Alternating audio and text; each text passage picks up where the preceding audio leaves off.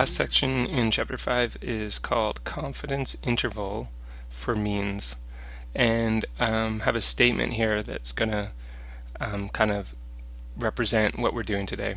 So the statement is, this survey determined that 76% of people have a Facebook account. The results are accurate within plus or minus 4% points 19 times out of 20. So you might have heard this sort of statement before where it talks about accurate within plus or minus and 17 times out of 20 or 19 times out of 20. It's often 19 times out of 20. So what is this all about? Well, there's a few terms to define to help us understand this. The first one's margin of error.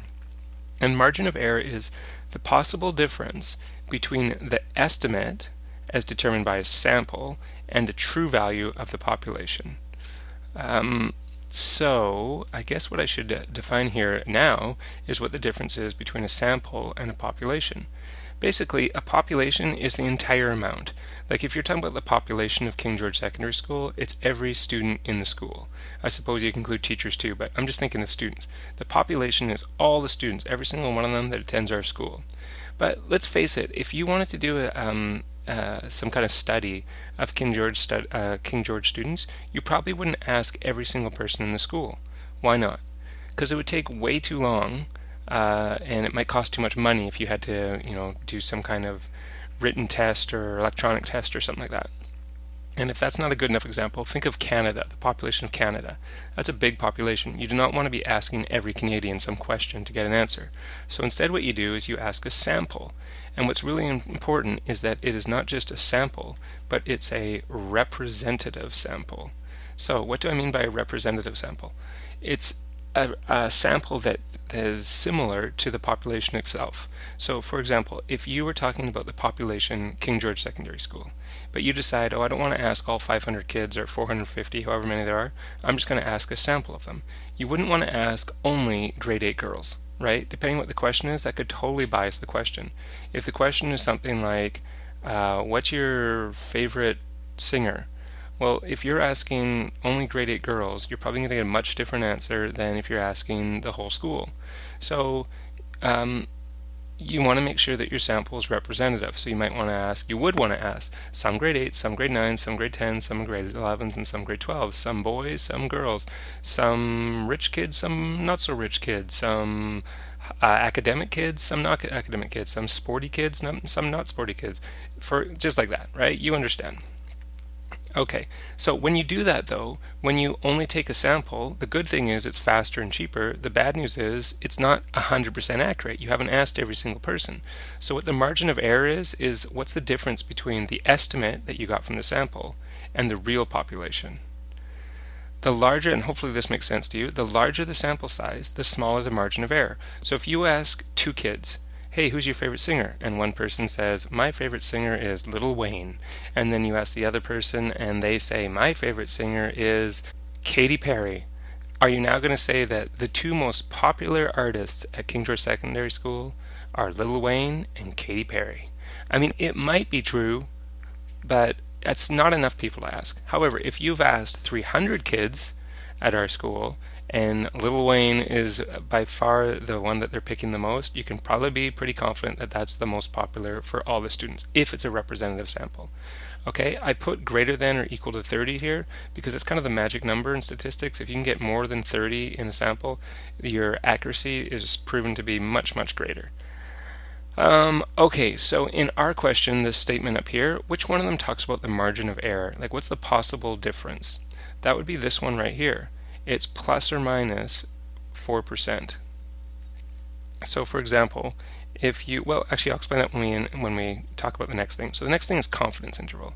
And a confidence interval is the interval in which the true value you're trying to determine is estimated to lie. So let's say that you do your sample, just a sample, not the whole population. You do your sample and you get a somewhat normal distribution. Let's say it's close to normal distribution. So that being so, your mean would be in the middle, right? Now, this is just for your sample. This is sample mean. Will the population mean be exactly the same as this? Well, probably not actually. Will it be close to this? Yeah, it should be really close to that. So what the confidence interval is, it's the interval that you think you can confidently say that the true population mean does exist in. So, it might be, I think it goes from either here or all the way up to there. That's my confidence interval there. So where do we talk about that? Well, what you're going to do is you're going to take the result you got from this sample, in this case 76%. So the survey found that 76% of people have a Facebook account. But that's just from the sample, right? That's the 76 would be right here. Now, does that mean that 76% of the population has a Facebook account? Well, maybe not. It might be a little bit off. But it says here that it's accurate within plus or minus 4%. So in order to get the confidence interval, we take the 76% and we say plus or minus 4%. You can write it that way, that's fine. Or you can actually think about this. 76% minus 4% is 72%, and 76% plus 4% is 80%. So our confidence interval is from 72% to 80%. We can very confidently say that it's between, the true population percentage is between 72% and 80%. Now, how confidently can we say that? Well, that takes us down to confidence level, and we'll talk about that in a second. But first, again, the larger the sample size, the smaller the interval. So, for example, let's say in this survey they asked, let's say in this survey they asked 50 people and they got this, and it was plus or minus 4. If they asked 500 people, it wouldn't be plus or minus 4 anymore. Maybe it'd be plus or minus 2 or plus or minus 1. So as the sample size gets bigger, this plus or minus amount gets smaller and smaller. And of course it would go smaller and smaller and smaller and smaller all the way up to when you got, if you asked every member of the population, and if you asked every member of the population, what would be the confidence interval? Or what would be the plus or minus amount? It'd be plus or minus 0 because you asked every single member of the population. But often that's not possible to ask every member of the population. Okay, confidence level. Confidence level is the likelihood that the result of the whole population falls in the range of the confidence interval. So I've just said that we can now say that the population mean falls between 72% and 80%. And we're very confident of that. But how confident of that are we? Well, that's this part up here where it says 19 times out of 20. Okay, we're saying that this is going to be true. It's between 72% and 80%, 19 times out of 20.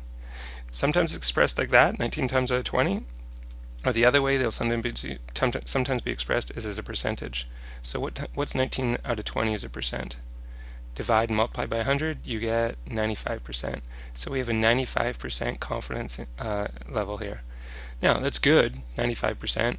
But, if I went to 20 different schools and did the same study, same survey, 1 out of 20 we would think might actually be wrong. Our confidence interval would be wrong. And the really unfortunate thing is we don't know which of the 20 it is. So, yeah, if we're very confident, but the sad thing about statistics is you can almost never be 100% confident unless you ask every member of the population, and that's usually not feasible. Okay? Alright, let's do an example using all that stuff. It says, an advertisement for a new toothpaste states that 64% of users, so there's one number, 64%, reported better dental checkups. The results of the poll are accurate within 3.4 percent points, 9 times out of 10. The first thing we have to do is state the confidence level. What was confidence level? Oh, that was that last bit I did. That's the one where it's like, how likely are we that it falls in the confidence interval? So that's the thing where it gives you a percent or it gives you a fraction. And in this case, here's our fraction, 9 times out of 10.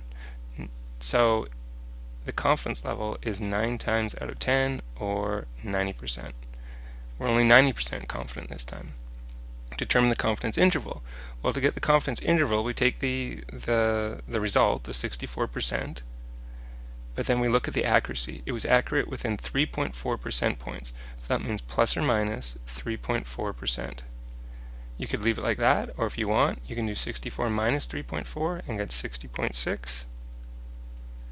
And you can do 64 plus 3.4 and you get 67.4%.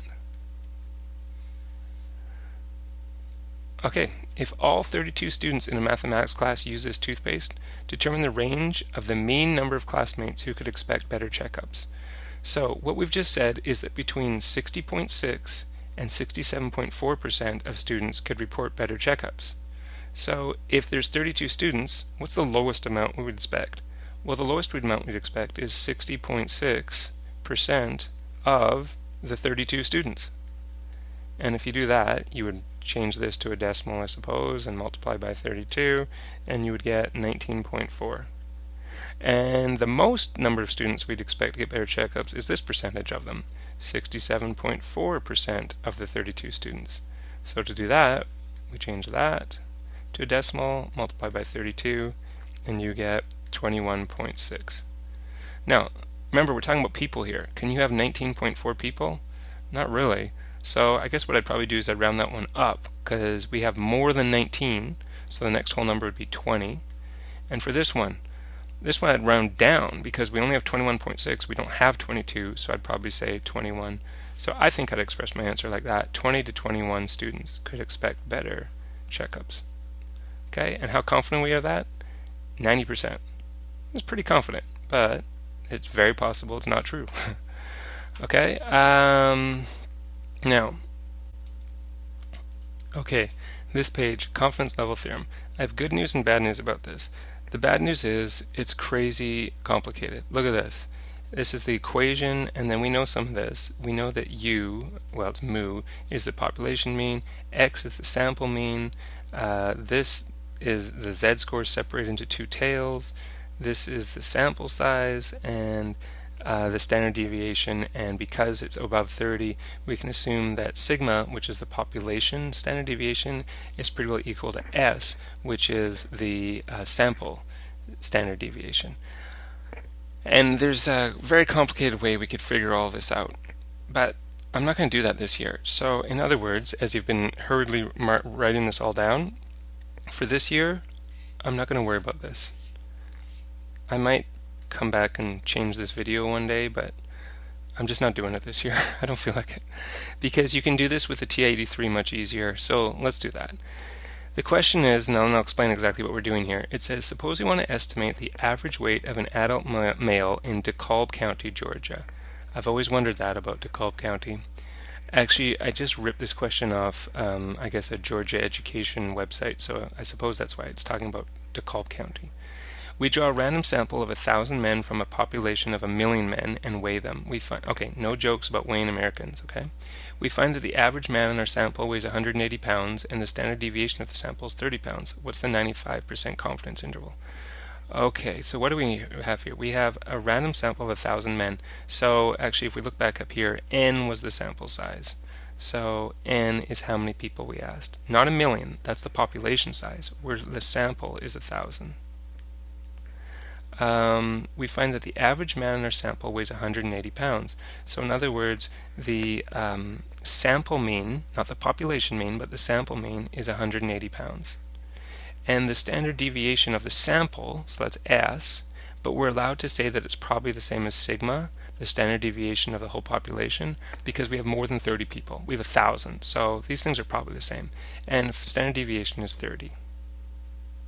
Basically what we found is that the sample mean is 180.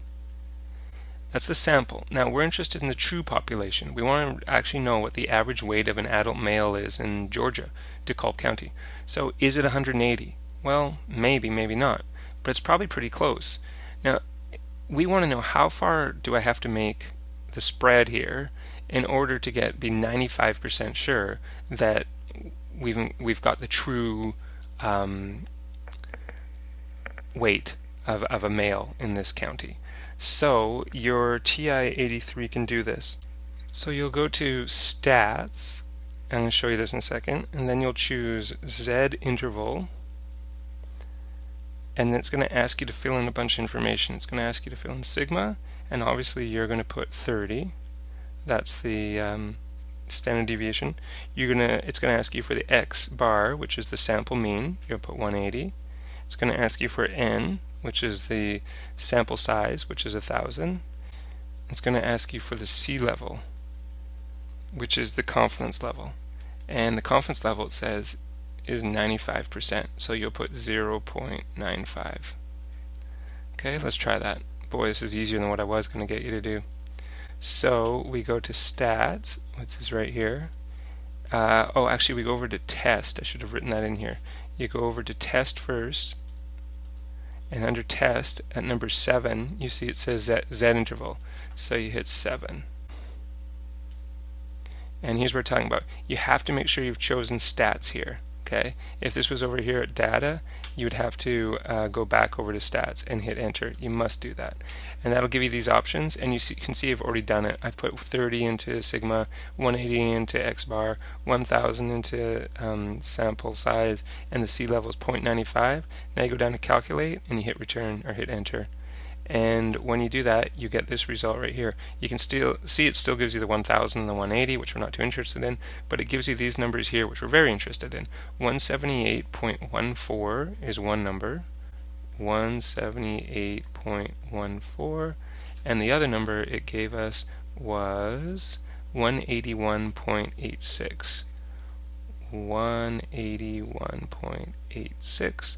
So this is the 95% confidence interval. So again, just to reiterate what this means, the question was, what's the average weight of an adult male in DeKalb County, Georgia? We can say with 95% confidence that the average male in DeKalb County, Georgia has a weight between 178.14 pounds and 181.86 pounds. Okay, what's this 180 pounds? That was the mean of the sample of the 1,000 men. We're saying for the 1 million men who live there, their average weight falls somewhere between that interval right there. Alright, I feel good about not doing the other thing that was so crazy. If we have the technology, might as well use it. Makes our lives a lot easier. Okay, that's it.